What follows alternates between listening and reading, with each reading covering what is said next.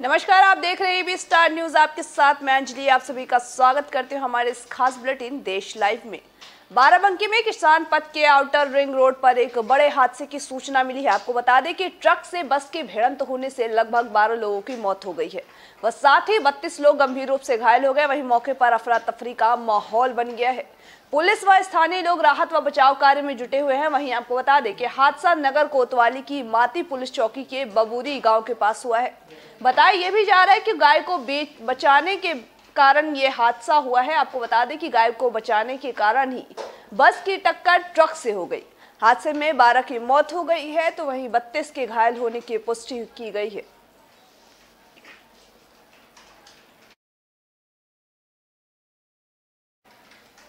आपको बता दें कि अगली खबर आम आदमी के पार्टी से। आपको बता दें कि पेट्रोल, डीजल और रसोई गैस की बढ़ती महंगाई के आगे राहत नहीं मिलने की उम्मीद नजर आ रही है। वहीं बाजार विशेषज्ञों का कहना है कि आने वाले दिनों में ईंधन की कीमतों में बड़ा उछाल देखने को मिलेगा। यह आम आदमी पर बोझ बढ़ाने का काम करेगा।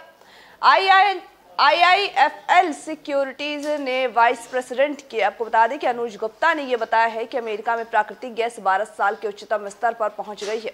इसकी वजह से यह है कि वैश्विक बाजार में ईंधन की आपूर्ति में कमी ने सदियों से पहले देश की आशंका को जन्म दिया है। इससे गैस की मांग में भी बड़ा उछाल आया है जो कीमत बढ़ाने का काम किया है।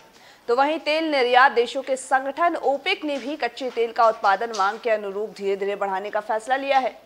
इससे अंतर्राष्ट्रीय बाजार में तरल पेट्रोलियम गैस यानी कि LPG की कीमत में भी तेजी से बढ़ोतरी आएगी और इसका सीधा असर भारतीय बाजार पर भी होगा और आगे भी ऐसा ही होता रहेगा।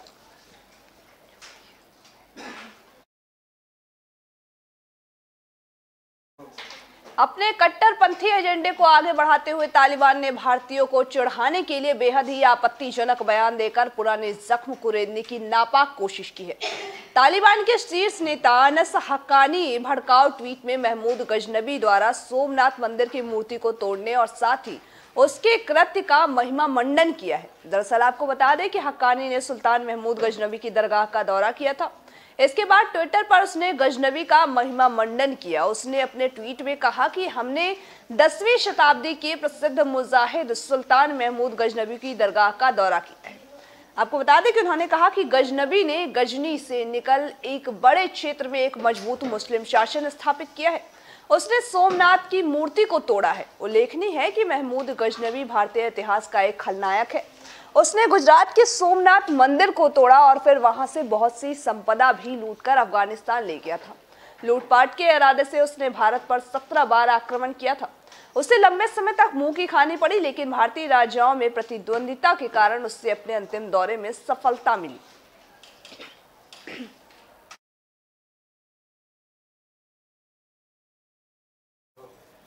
आपको बता दें कि बारिश के चलते मकान ढह गया, जिसमें से कि 7 लोगों की मौत हो गई है और 2 बच्चे की इसमें मौत भी शामिल है। आपको बता दें कि कर्नाटक सरकार ने मृतकों के परिवार को 5 लाख रुपए देने का भी ऐलान किया है।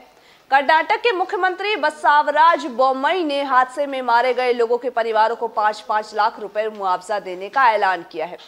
हीरे बागवाड़ी पुलिस थाने के डिप्टी कमिश्नर MG हायरमेट ने कहा है कि भारी बारिश की वजह से दीवार गिरी। मारे जाने वालों में एक नवजात भी शामिल है। वहीं सभी मृतकों का पोस्टमार्टम किया जाएगा। मिली जानकारी के मुताबिक 7 में से 5 की मौत मौके पर ही हो गई और बाकी 2 ने इलाज के लिए अस्पताल में जाते समय ही अपना दम तोड़ दिया। वहीं CM बोम्मई ने जिला प्रभारी गोविंद करजौल को मौके पर जाने के लिए कहा है। साथ ही डिप्टी कमिश्नर को भी सभी जरूरी कदम उठाने के निर्देश दिए हैं।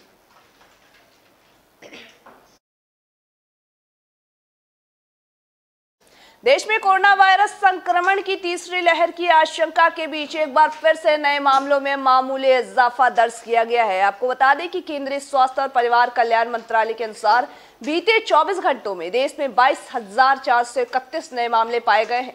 तो वहीं 318 लोग कोविड से जिंदगी की जंग भी हार चुके हैं। आपको बता दें कि इस समयावधि में 24,602 लोग ठीक होकर अपने घर वापस लौट गए हैं।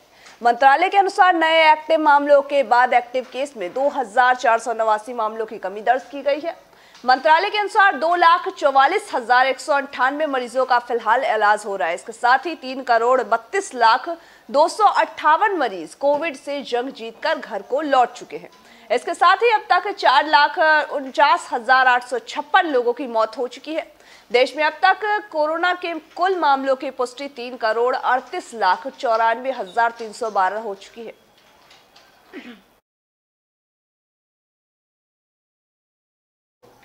हिंदू कैलेंडर के अनुसार आज अश्विन मास के शुक्ल पक्ष की प्रतिपदा तिथि है। आज से मां दुर्गा की पूजा का पावन पर्व शारदीय नवरात्र प्रारंभ हो रहा है। घट स्थापना या फिर कलश स्थापना के साथ ही नवरात्रि व्रत और दुर्गा पूजा का प्रारंभ भी हो रहा है और अगले 8 दिनों तक मां दुर्गा के 9 स्वरूपों की विधि विधान से पूजा की जाएगी।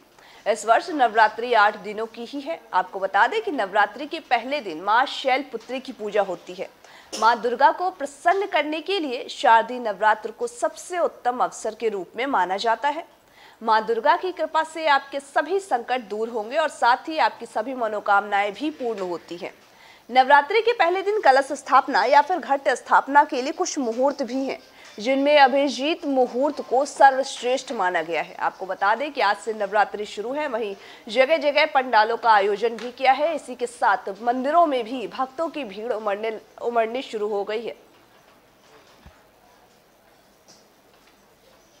आज के हमारे इस खास बुलेटिन में बस इतना ही। तमाम बाकी खबरों के अपडेट्स के लिए बने रहिए हमारे साथ और देखते रहिए एबी स्टार न्यूज़।